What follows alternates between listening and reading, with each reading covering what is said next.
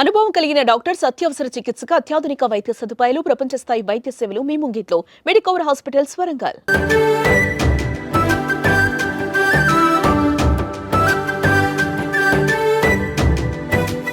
నమస్తే, సుమన్ టీవీ వరంగల్. ఈరోజు మన స్టూడియోలో రెహమాన్ గారు ఉన్నారు. రెహమాన్ గారి ప్రత్యేకత ఏమిటంటే, ఒక విధంగా బహుముఖ వ్యక్తిత్వం గల కళాకారుడు, వ్యక్తి. బహుముఖ వ్యక్తిత్వం అని ఎందుకు చెప్పదలుచుకున్నామంటే, తాను చేసిన కార్యక్రమాల గురించి తాను చేయడమే కాకుండా, తాను చెప్పడమే కాకుండా పిల్లల్ని కూడా ఆ విధంగా తీర్చిదిద్దిన ఉత్తమ ఉపాధ్యాయుడు, జాతీయ స్థాయి వరకు ఉత్తమ ఉపాధ్యాయ అవార్డు అందుకున్నారు. మరోవైపు మంచి కళాకారుడు, అద్భుతమైన గాయకుడు. ఆ అద్భుతమైన గాయకుడుతో పాటు ఈరోజు ఒక ఫిమేల్ సింగర్, మేల్ సింగర్ కూడా, ఆ రెండు గొంతుకులు కూడా తానే అనుకరించి కరోకే గానంలో కూడా తాను రెగ్యులర్గా వెళ్తున్నాడు. అనేక కార్యక్రమాలు కూడా ఇస్తున్నాడు. మరొక ఉత్తమ వ్యక్తిత్వం గల కళాకారుని ఈరోజు మనం పరిచయం చేసుకుందాం. రెహమాన్ గారు, నమస్కారం. నమస్తే సార్. నేను ఇంతకుముందు చెప్పినట్లుగా మీలో ఉపాధ్యాయ కోణాన్ని ఆవిష్కరించే ముందు, అంటే ఉపాధ్యాయుడు జాతీయ స్థాయికి వెళ్ళారు, చాలా మంది పిల్లలను తీర్చిదిద్దారు, వాళ్ళని గొప్ప పౌరులుగా రూపొందించారు. వాటన్నిటికంటే ముందు రెహమాన్ అంటే ఖచ్చితంగా టీచర్ వృత్తిని ఎంతగా అభిమానిస్తారో, మీలోని టీచర్ వృత్తిని చాలా మంది కళాకారుడిగా ఇష్టపడతారు. ఎందుకంటే మీరు మంచి గాత్ర మాధుర్యం ఉన్న గాయకుడు, దాంతోపాటు మేల్ ఫిమేల్ సింగర్ అనేది మీ ప్రత్యేకత. ఒక్కసారి పాటతో స్టార్ట్ చేద్దాం, ఆ తర్వాత మాటల్లో మొదలు పెడతాం. ఓకే, మీకు ఇష్టమైన పాటతో స్టార్ట్ చేద్దాం. ఓకే, అది కూడా డ్యూయట్. ఎన్నెన్నో జన్మల బంధం నీది నాది, ఎన్నటికీ మాయని మమత నాది నీది. రెహమాన్ గారు నిజంగా అద్భుతం అండి, 100% అద్భుతం. ఎందుకంటే ఒక గాయకుడిగా సరే, చాలా మందికి గాత్ర మాధుర్యం చాలా మందికి ఉంటుంది, చాలా మంది పాటలు పాడతారు, ఎంతో మంది వందలాది మంది గాయకులు ఉన్నారు. కానీ బాగా పాడటమే కాదు, మేల్ ఫిమేల్ సింగర్ ఇద్దరిని అనుకరించడం నిజంగా స్ట్రెయిన్ బాగా పడుతుందా సార్ దీంతో? అంటే ఇది వాస్తవంగా మొదట్లో నేను ఈ ప్రక్రియ ఆరంభంలో కాస్త అంటే శ్వాస తీసుకునేటువంటి విధానంలో కొంచెం ఇబ్బందికరంగా ఉండేది. కానీ అది రెగ్యులర్గా మనం అభ్యాసం చేసిన కొద్దీ గంటల తరబడి, నాట్ ఓన్లీ నేను ఏదో ఒక పాటకే పరిమితం గాను, నేను ఒకవైపు వ్యాఖ్యానం చేసుకుంటూ కంటిన్యూస్గా దాదాపుగా ఒక 3 నుండి 4 గంటల వరకు ఏకధాటిగా ఈ ప్రక్రియను నేను కొనసాగించగలను. 3-4 గంటల పాటు దాదాపు ఎన్ని పాటలు పాడతారు? ఒక 30-40 పాటలు నేను డ్యూయట్, సోలో.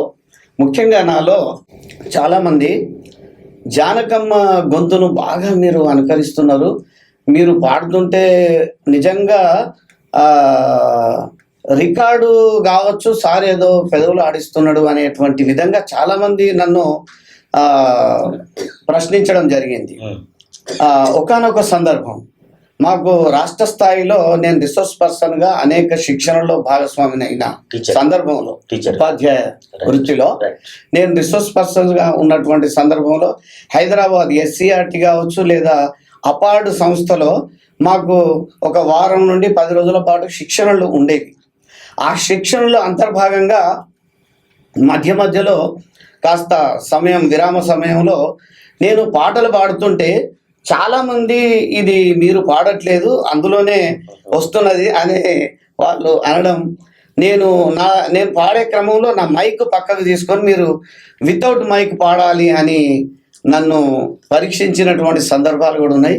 చాలా ఆశ్చర్యపోయినటువంటి సందర్భాలు ఖచ్చితంగా తెలుసుకుందాం మనం. అంటే జానకమ్మ గారి అభిమాని మీరు, చాలా మంది ఆమెకు అభిమాని కాని వాళ్ళు లేరు, లక్షల సంఖ్యలో ఉన్నారు.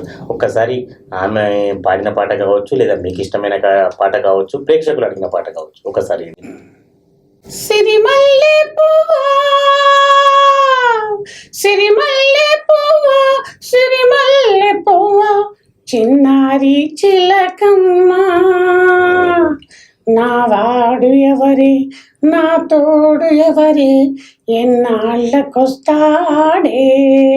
నాకేమనిపిస్తుందంటే, చప్పట్లు మీరు ఆ స్థాయిలో పాట, నాకు చిన్నపిల్లవాడు నడుస్తుంటే తల్లికి జాగ్రత్త పట్టుకున్నట్టు మీరు కంటిన్యూగా చరణం పల్లవి పాడుతుంటే నాకే భయం వేసింది. నిజంగా మీకు స్ట్రెయిన్ అవుతుందా, అంతసేపు పాడగలుగుతారా, నిజంగా ఎట్లా పాడుతున్నారని నేను అదే బాగా ఆలోచిస్తున్నా. అసలు ఎట్లా పాడగలుగుతారా? అయితే నాకు చెప్పాను ఇంతకుముందు కూడా మీరు ప్రశ్నించే విధానంలో, అప్పుడు కనీసం నేను ఎక్కడ కూడా నాన్ స్టాప్, నేను ఏ కార్యక్రమం చేసినా కానీ అంటే చాలా సందర్భాల్లో నేను కమర్షియల్ ఆర్టిస్ట్ కాను సార్.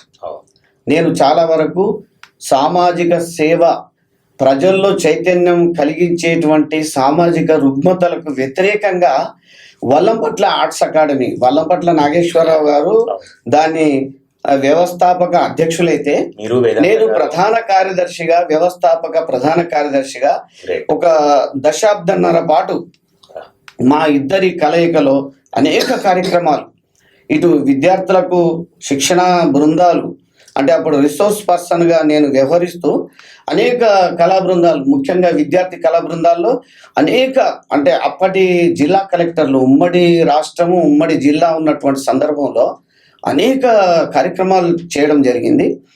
ఆ సందర్భంలో మేము ఈ పిల్లలందరినీ కూడా వాళ్ళను ఏ రకంగా ఒక కార్యక్రమాన్ని రూపొందించుకొని ఆ స్క్రిప్ట్ను ప్రజలకు కావలసినటువంటి ఏవైతే కార్యక్రమం యొక్క ఉద్దేశం ఉన్నదో అది ఖచ్చితంగా ప్రజల్లోకి వెళ్ళే విధంగా మేము వారికి శిక్షణ ఇవ్వడం జరిగింది. అట్లాగా అదే రకంగా కొనసాగినటువంటి సందర్భం. ఒక రైటర్గా ఉన్నారు, మీరే చాలా రాసేది, డైరెక్టర్, నృత్య దర్శకుడిగా ఉన్నారు, చాలా కార్యక్రమాల్లో గాయకుడిగా ఉన్నారు. మరి ఈ ఫిమేల్ సింగర్ను అంతర్భాగంగా చేసుకోవాలని ఎప్పుడు అనిపించింది? అవి ఎప్పటి నుంచి వాడుతున్నారు? అయితే సర్వసాధారణంగా నేను అప్పుడప్పుడు చిన్న చిన్న, అంటే పిల్లలు నాటకాలు వేసే క్రమంలో చిన్న చిన్న పాత్రల్లో పిల్లలు చెప్పలేని డైలాగులు, ఆడపిల్లల డైలాగులను నేను ప్లే బ్యాక్ గా నేను వారికి అందించేవాడిని. అది కాస్త నాకు అయితే అప్పుడు నేను ఈ ఫీమేల్ సింగర్ గా ఈ పాటలు, జానపద గీతాలు, చైతన్య గీతాలే కావచ్చు, జానపద గీతాలే కావచ్చు, అప్పుడు కూడా నేను ఫీమేల్ వాయిస్ లో గుర్తుంటే, ఎందుకంటే మీరు వల్లంపట్ల ఆర్ట్స్ అకాడమీతో మీ కెరీర్ ఎక్కువగా పెరిగింది, మీకు ఇష్టమైన రంగం అది. అప్పుడు పాడిన ఏదైనా ఒక పాట గుర్తుందా సార్? ఉంది, చెప్పండి. మీరే కదా నాగరికతకు మూలము, సకల జీవరాశులకు ప్రాణాధారము అంటూ అప్పుడు నీటి ప్రాధాన్యత, జల చైతన్యం, మనకు 7 ఏళ్ల కరువు వచ్చింది సార్. అప్పుడు 7 ఏళ్ల కరువు, చంద్రబాబు నాయుడు గారు మనకు ముఖ్యమంత్రిగా ఉన్నటువంటి సందర్భం. అప్పుడు ఒక కళాజాతం రూపొందించి జల చైతన్యం, మనకు మన జిల్లా కలెక్టర్గా మన శాలిని మిశ్రా గారు, తర్వాత మన శివశంకర్ గారి పీరియడ్లో మేము జల చైతన్యం, జలభేరి అనే ఒక ఆడియో క్యాసెట్ తీసాం. తర్వాత జల చైతన్యం అనేది ఒక 40 విద్యార్థి బృందాలకు ఈ నీటి ప్రాధాన్యత మీద చేస్తున్నటువంటి సందర్భంలో ఇలాంటి అనేక పాటలు, అప్పుడు సినిమా పాటలు కాలక్షేపం అని సరిపుచ్చకుండా ప్రారంభం నుంచే మీరు ఎక్కువ సామాజిక అంశాలే. ఒక 3 దశాబ్దాలు నేను సామాజిక అంశాల మీద 3 దశాబ్దాలు. ఎన్ని ప్రోగ్రాంలో పాల్గొనవచ్చు ఇప్పటికి? సుమారు అప్పుడే అప్పటికి నేను అనుకుంటా ఒక 700-800 కార్యక్రమాల్లో కేవలం ఒక స్టేజ్ ఆర్టిస్ట్ గానే కాకుండా, అటు దూరదర్శన్ ఒక ఛానల్ మాత్రమే ఉండేది ఒకప్పుడు. దూరదర్శన్ ఛానల్లో అప్పుడు అనేక కార్యక్రమాలు, అంటే ప్రభుత్వ పథకాలకు సంబంధించినటువంటి అనేక కార్యక్రమాల్లో యాడ్స్ లాగా, అంటే ఒక 15 మినిట్స్ ఏకాంకిక లాగా ఉండేది. అప్పుడు చేసిన ప్రధానమంత్రి రోజ్గార్ యోజన, దాని తర్వాత పనికి ఆహార పథకం, ఇటువంటి అనేక మూఢనమ్మకాలకు వ్యతిరేకంగా మనకు ఆదిత్యనాథ్ దాస్ కలెక్టర్గా ఉన్నారు. ఆదిత్యనాథ్ దాస్ అప్పుడు మనకు మూఢనమ్మకాలకు వ్యతిరేకంగా చాలా పెద్ద కళాజాత జరిగింది. దానికి మొత్తం స్క్రిప్ట్ రైటర్గా వల్లంపట్ల గారు అయితే, ఆయనకు సహచరుడిగా తోడుగా మేమిద్దరం కూడా కలిసి ఆ మొత్తం రూపకం మొత్తాన్ని కూడా, అంటే ఇది విద్యార్థులు ఏ విధంగా ప్రదర్శించాలి, ఒక పల్లె శుద్ధల వాళ్ళు ఏ రకంగా ప్రదర్శన చేయాలి, లేదా ఒక చిందు యక్షగానం ఆ కళారూపం ఎట్లా చేయాలి, ఒక బుర్రకథ వాళ్ళు ఏ రూపంలో తీసుకోవాలి, ఇట్లా ఇవన్నీ కూడా ఆ రోజుల్లో ప్రాచీన రూపాలు కూడా మీరు చెప్పించి, నేను ఆ రోజుల్లో నేను నర్సంపేట మండల కోఆర్డినేటర్ గా ఉండడం జరిగింది. అక్షరదీప్గా మండల కోఆర్డినేటర్ అని అయితే ఈ ప్రోగ్రామ్ లో సార్ ఒకవైపు గ్రామస్తులకు అర్థమయ్యే రీతిలో వాళ్ళ భాషలో చెప్పేది, కొన్ని వెటకారం వ్యంగ్యం ఉండేది, వెటకారం ఉండేది, తర్వాత హాస్యం ఉండేది, ఇవన్నీ ఉండేది. మీకు ఏమైనా పాటలు గుర్తున్నాయి అప్పటి? చాలా ఉన్నాయి, చాలా ఉన్నాయి. చెప్పండి. రాత్రి బడికి పోదామా రత్తయ్య బావా, ఓ రత్తయ్య బావా, మనం చదువుకోను పోదామా రత్తయ్య బావా. బావమృదుల సంవాదం అంటే ఇక్కడ బావగారు బాగా ఒక తాగుబోతు. అంటే సాయంకాలం అయిందంటే ఆ రోజుల్లో మనకు ప్రభుత్వ సారాతో పాటుగా గుడంబ కూడా ఆ రోజుల్లో గ్రామీణ ప్రాంతాల్లో బాగా విస్తృతంగా అందుబాటులో ఉండేది. అయితే ఆ సందర్భంలో ఈ అక్షరాస్యతను ఆ తాగుబోతైనటువంటి తన భావను ఒక భావమర్ది చైతన్యపరచాలనేటువంటి ఉద్దేశంతో ఆ చక్కటి ఒక డ్యూయట్ సాంగ్ తో మేము అట్లా చైతన్యపరిచేవాళ్ళం. అదే భార్యాభర్తల విషయంలో అప్పుడు ఈ చదువు లేకపోవడం వల్ల మనకు ఈ సంతానాన్ని అంటే మన పరిమిత కుటుంబం, చిన్న కుటుంబం, చింతలేని కుటుంబం అనేటువంటి దాంట్లో ఒక భర్త చాలా నిర్లక్ష్యంగా ఉండేటువంటి క్యారెక్టర్. భార్య కాస్తో కూస్తో ఇలాంటి చైతన్య కార్యక్రమంలో భాగస్వాములై పాల్గొని తన భర్తతో చెప్తున్నటువంటి సందర్భం. ఒక్కరు లేక మరి ఇద్దరు పిల్లలు చాలు, అంతకంటే ఎక్కువైతే ఇల్లే కష్టాల పాలు, ఈసారి కాన్పుతోటి మామ అద్దు బంధు చేద్దాము మామ. ఇప్పుడు మీరు రెగ్యులర్ గా పాడుతున్నప్పుడు మేల్ ఫిమేల్ సింగర్ రెండు గొంతులు అనుకరిస్తున్నప్పుడు ప్రేక్షకుల రెస్పాన్స్ ఎట్లా ఉంది? అంటే పెళ్లిళ్ళకు చేయొచ్చు, ఒక స్వచ్ఛంద కార్యక్రమాల్లో మీరు పాల్గొనొచ్చు, ఎట్లా ఉంది రెస్పాన్స్? ప్రేక్షకులు వాస్తవంగా ఇక్కడ కొంచెం వాళ్ళు ఇది నిజమేనా, అసలు సార్ పాడుతున్నాడు, సార్ రెండు గొంతులు ఎట్లా వస్తుంది, ఏ రకంగా సాధ్యం అని నేను పాడుతుంటే వాళ్ళు వినే క్రమంలో చాలా మంది సందేహాలు వ్యక్తం చేయడం జరిగింది. అయ్యా అక్కడ ఏం లేదు, రికార్డింగ్ ఉంటది, జస్ట్ సారు పెదవులు ఆడిస్తున్నాడు అనేటువంటి ఒక భావనలో ఉంటారు. అయితే ఇది బహుళ ప్రాచుర్యం పొందిన తర్వాత ఎక్కడికి వెళ్ళినా కానీ నాకు ఒక ఐడెంటిటీ ఉంది, సార్ రెండు గొంతుల్లో పాడతారు అంటే ఇక చాలా సందర్భాల్లో నేను వాళ్ళ మనసుల్లో ఉన్నటువంటి ఆ సందేహాలకు నివృత్తిగా నేనేం చేసేదంటే సార్ పాటలను కేవలం అంటే ట్రాక్తో కాకుండా మామూలుగా పాడేది, వితౌట్ ట్రాక్స్, వితౌట్ రిథమ్ లేకుండా రెండు గొంతులతో పాడినప్పుడు లేదా ఒకే గొంతులో పాడినప్పుడు కూడా వాళ్లకు నా మీద ఉన్నటువంటి డౌట్ అంతా కూడా నివృత్తి అయ్యేది. ఎక్కువ పాత పాటలు మీరు ఇష్టపడతారా, కొత్త పాటలు ఇష్టపడతారా, లేకపోతే బాలసుబ్రహ్మణ్యం గారు ఇష్టపడతారా? నేను ఘంటసాల కావచ్చు, బాలసుబ్రహ్మణ్యం కావచ్చు, లేదా ఇంకా ప్రముఖులు ఆ రోజుల్లో ఉన్నటువంటి ఏఎం రాజా, ఇలాంటి వాళ్ళు చాలా ఆణిముత్యాలు. వాళ్ళందరూ కూడా మనము ఈ తరంలో అటువంటి గాయకులను చూడం కావచ్చు. ఆనాటి సాహిత్యం కావచ్చు, ఆనాటి సంగీతం కావచ్చు, ఇప్పటికీ నేను పుట్టక ముందు వచ్చినటువంటి పాట ఈరోజు ఇంకా ప్రజల నాలుకల పైన ఉన్నది అంటే ఆ సాహిత్యము, ఆ సంగీతానికి ఉన్నటువంటి బలమే ఈ రోజు పాట నిలుస్తుందనడంలో ఎటువంటి సందేహం లేదు. జాతీయ స్థాయిలో ఉత్తమ ఉపాధ్యాయ అవార్డు అందుకున్నారు మీరు, చాలా మందికి ఆదర్శంగా అనిపించారు. మీరేం చెప్తారు తల్లిదండ్రులకు, పిల్లలకు చెప్పమంటే ఒక ఉపాధ్యాయుడు ఏం చెప్తారు ఇప్పుడున్న పరిస్థితిని విశ్లేషించి? అయితే నేను 1983 డిసెంబర్లో నా మొదటి నియామకం, 84లో డ్యూటీలకు వెళ్ళడం జరిగింది. 84 4th జనవరి 1984 నాడు మేము ఫస్ట్ డ్యూటీకి వెళ్ళడం జరిగింది. ఆ రోజుల్లో ఉన్నటువంటి సామాజిక పరిస్థితులు, సామాజిక నేపథ్యం, తర్వాత విద్యా వ్యవస్థలో ఉన్నటువంటి పరిమిత వనరులు, అటువంటి సందర్భంలో కూడా సమాజం నుండి ఒక మంచి ఉపాధ్యాయుడికి చాలా గొప్ప గుర్తింపు ఉండేది. చాలా ఎంత అంటే సమాజంలో ఒక దేవుడిలాగా చూస్తున్నటువంటి సందర్భం, అది కూడా నేను అనుభవించాను. దాని తర్వాత నేను 2019 డిసెంబర్ 31 నాడు రిటైర్మెంట్ కావడం జరిగింది. ఈ మధ్యకాలంలో అంటే ఈ 36 ఏళ్ళ ఉపాధ్యాయ వృత్తి ప్రస్థానంలో చాలా మార్పులు చోటు చేసుకున్నాయి.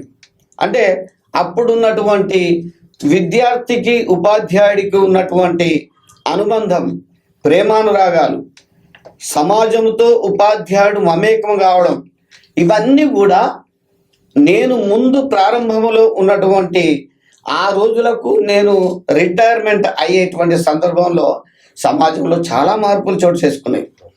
అయితే దీనికి కూడా కొన్ని కారణాలు, నా విశ్లేషణ, నా వ్యక్తిగత విశ్లేషణ, వాస్తవంగా ఉపాధ్యాయుడు కేవలం వృత్తికే పరిమితం కావాలి వాస్తవంగా.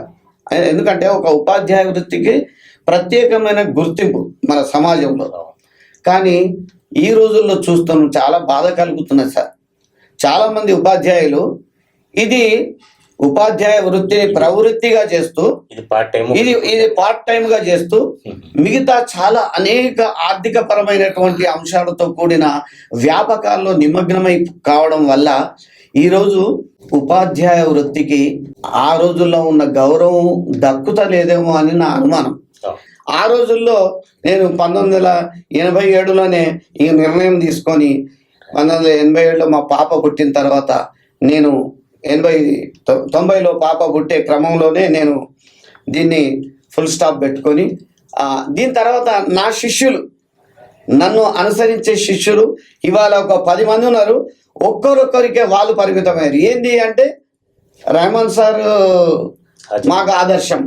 ఆ రకంగా నాకు కొంతమంది డైరెక్ట్ శిష్యులు ఉన్నాయి ఇప్పటికీ. వాళ్ళందరూ కూడా ఒకే ఒక సంతానంతో పరిమితమయ్యారు.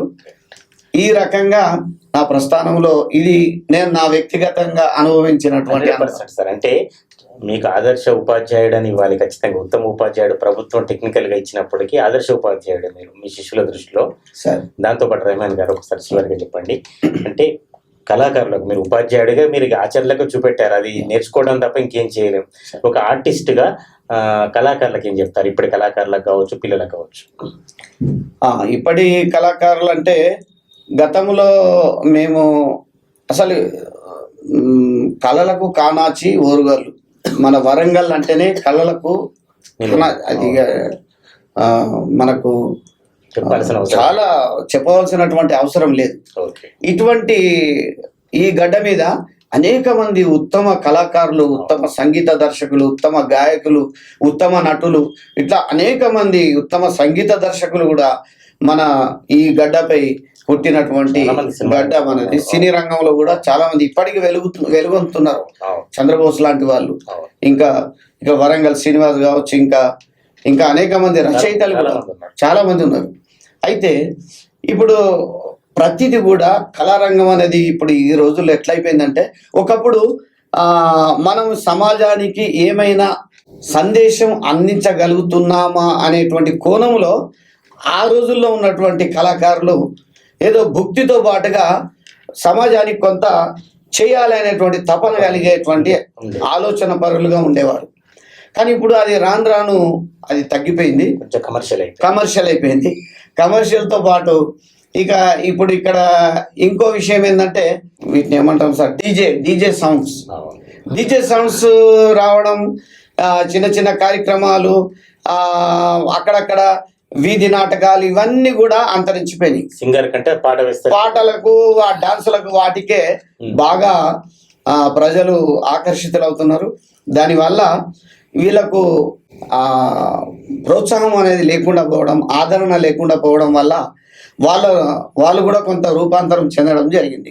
నేను పనిచేసిన అనేక పాఠశాలల్లో నా విద్యుక్త ధర్మంగా, ఎందుకంటే నేను ఇంకా చేయగలిగే స్థితిలో, నేను సేవలను అందించగలిగేటువంటి ఆరోగ్యము నాకు ఆ భగవంతుడు ఇచ్చింది కాబట్టి నేను ఇంకా కొనసాగిస్తున్నాను. అది నా ఆలోచన ఏంటంటే, నా ప్రాణం ఉన్నంత వరకు ఇటువంటి సామాజిక సేవా కార్యక్రమాలు ఏవి ఉన్నా కానీ, ఒక కళారంగమే కాకుండా ఎటువంటి పనులలో అయినా కానీ నా భాగస్వామ్యం ఉండాలి అని నేను నిర్ణయించుకున్నా. ఇప్పటికైతే సార్ నేను ఇంకా సామాజిక సేవా కార్యక్రమాల్లో నా వంతు పాత్రగా నేను నిర్వహిస్తూనే ఉన్నా. నా ప్రాణంతో ఉన్నంత వరకు అటు విద్యాశాఖ వాళ్ళది నాకు అరుదైన అవకాశం. చాలామంది కొన్ని విద్యాశాఖ పరంగా జరిగే అనేక కార్యక్రమాల్లో ఎవరైతే సర్వీస్లో ఉన్నారో వాళ్ళని కాకుండా మనకు గౌరవ డిఈఓలుగా పనిచేసిన అనేక మంది జిల్లా విద్యాశాఖ అధికారులు వాళ్ళంతా కూడా నాకు ఇప్పటికీ విద్యాశాఖ పరంగా ఎటువంటి కార్యక్రమం ఉన్నా కానీ రిటైర్డ్ స్కూల్ అసిస్టెంట్ ఎండిజే రెహమాన్ అని నా పేరును దాంట్లో ప్రస్తావిస్తారు, కమిటీలో వేస్తారు. నా వంతు సహకారంగా నేను ఇప్పటికీ వెళ్ళి నాకు ఒప్పజెప్పినటువంటి బాధ్యతని ఇంకా నిర్వర్తిస్తూనే ఉన్నా. ఇది నాకు ఆ భగవంతుడు ఇచ్చినటువంటి అవకాశంగా నేను భావిస్తూ. సూపర్ రెహమాన్ గారు. ఎందుకంటే కుటుంబ పరంగా అంటే ఇప్పుడు మీరు కొన్ని చేసిన కార్యక్రమాలు ఒక ముస్లిం, మీరే చెప్పారు ముస్లిం కమ్యూనిటీలో కొంచెం ఇబ్బంది అవుతుంది, అయినా నేను ఆదర్శనీయుడిగా మారాను, చాలా మంది నన్ను ఆచరణలో పెట్టారని. అట్లాగే కళాకారుడిగా మీకు నా అభిప్రాయాలు కూడా చాలా ఉన్నతమైనవి.